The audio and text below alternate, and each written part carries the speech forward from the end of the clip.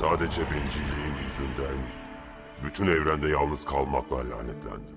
Eğer bugüne kadar izlemiş olduğunuz tüm animasyon dizi ve filmlere dikkatli bir şekilde bakarsanız, bu dizi ve filmlerde yer alan karakterler her zaman iyiler ve kötüler olarak açıkça bir şekilde ayrılır. Çünkü bu dizileri yapan insanlar iyi ve kötü karakterleri kolayca ayırt etmenizi isterler. Ama bazı karakterler vardır ki onları sadece siyah veya da beyaz olarak tanımlamak imkansızdır. Bugün size böyle bir karakterin, yani Ben 10 serisinde görmüş olduğumuz Tetrax'ın hikayesinden bahsetmek istiyorum. İlk bakışta Ben 10'ın müttefiki gibi görünse de Tetrax'ın geçmişinde büyük hatalar, derin pişmanlıklar ve karanlık sırlar yatıyordu. Seri içinde görmüş olduğumuz bu karakterin hikayesi kaybettikleriyle, yaptığı hatalarla ve en önemlisi kendini affettirme mücadelesiyle doluydu. Açıkçası Tetrax'ı direkt olarak iyi veya kötü bir karakter olarak sınıflandırmak imkansızdı. Onun için bu konuda böyle bir video yapmak istedim. Ancak videomuza geçmeden önce like atmayı, kanalımıza abone olmayı ve bildirimler butonuna basmayı unutmayalım. Ayrıca bana ve kanalıma destek olmak adına videolarımıza hype puanı gönderebilirsiniz. Evet, eğer hazırsanız hemen videomuza geçelim. Tetrax! Seni tekrar görmek güzel Ben. Evet, seni de görmek çok güzel.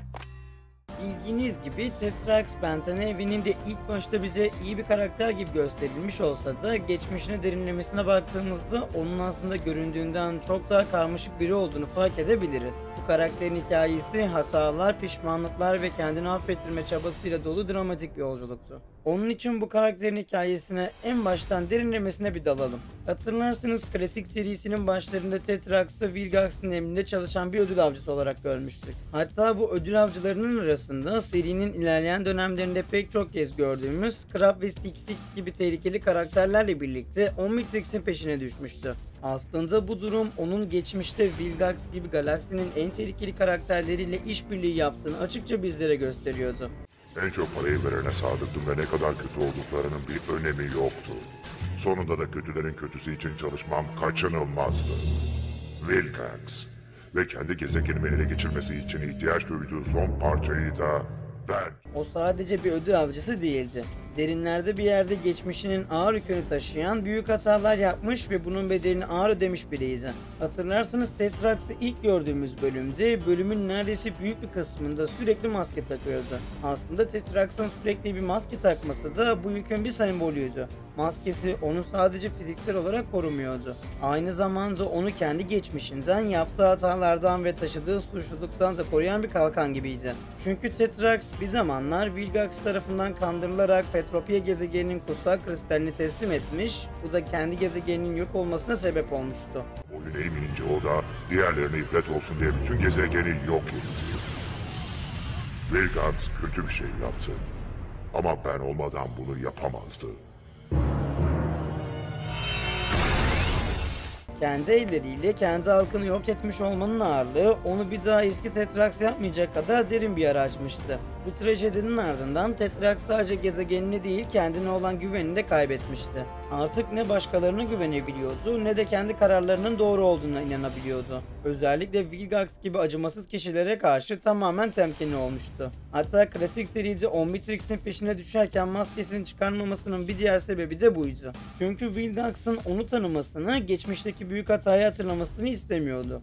Çünkü Vilgax'ın gözünde bir kez hata yapan biri sonsuza kadar zayıf kalırdı. Ve Tetrax artık bir daha kimseye zayıf yanını göstermek istemiyordu. Ama Tetrax'ın Omnitrix'i ele geçirme motivasyonu sadece kişisel bir çıkar ya da para kazanmak değildi. Petropia'nın yok oluşundan sonra yaşadığı büyük suçluluk duygusu onu farklı bir amaçla harekete geçirmişti. Omnitrix gibi en güçlü cihazlardan birine sahip olursa başka gezegenlerin Petropia gibi yok olmasını önleyebileceğini düşünüyordu. Bir zamanlar hata yapmıştı ama şimdi o hatayı telafi etmek istiyordu. Maskesinin ardında gizlenen bu derin pişmanlık onun her adımına yön veriyordu. Düşündüğümüz zaman Tetrax'ın hikayesi yalnızca bir ödül avcısının hikayesi değildi. Aynı zamanda kendini affetmeye çalışan bir adamın hikayesiydi. Hatta klasik serinin final bölümünde, yani Ben 10 Omnitrix'in Sırrı filminde bu yönünü daha belirgin bir şekilde bizlere söylemişti. Tetrax bana yardım ederek sadece Omnitrix'in düşmanlarının peşinden gitmekte kalmadı. Aynı zamanda kendi geçmişiyle de yüzleşmişti. Ama ben olmadan bunu yapamazdı.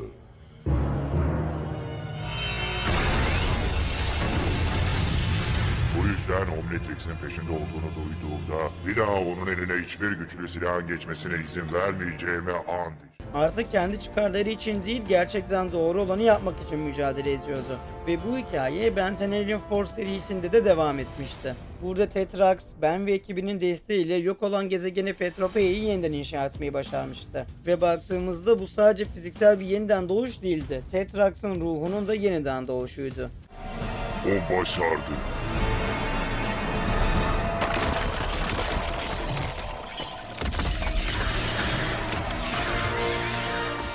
Kendisine bir şans daha tanımış, geçmişin zincirlerinden kurtulmaya cesaret etmişti. Ama her şeye rağmen geçmişte yaptığı hataların izlerini tamamen silememişti. Tetrax her zaman içinde bir yerlerde o günahın ve pişmanlığın gölgesini taşıyordu. Maskesi sadece bir savaş zırhı değildi. Aynı zamanda taşıdığı suçluluğun, yaşadığı travmanın ve hayatı boyunca omzunda taşıyacağı ağır yükün bir simgesiydi. Tetrax'ın hikayesi bize önemli bir şey öğretiyor.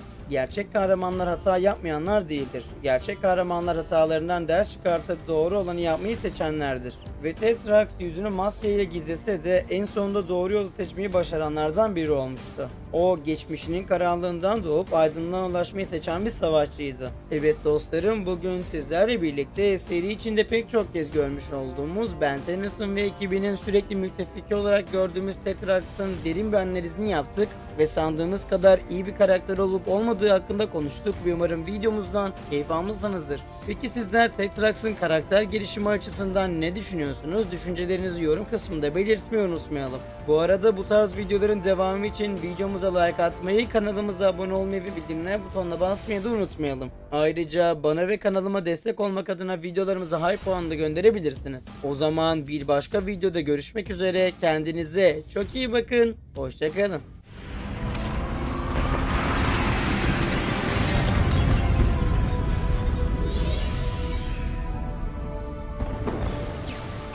Sadece bencilliğim yüzünden bütün evrende yalnız kalmakla lanetlendim.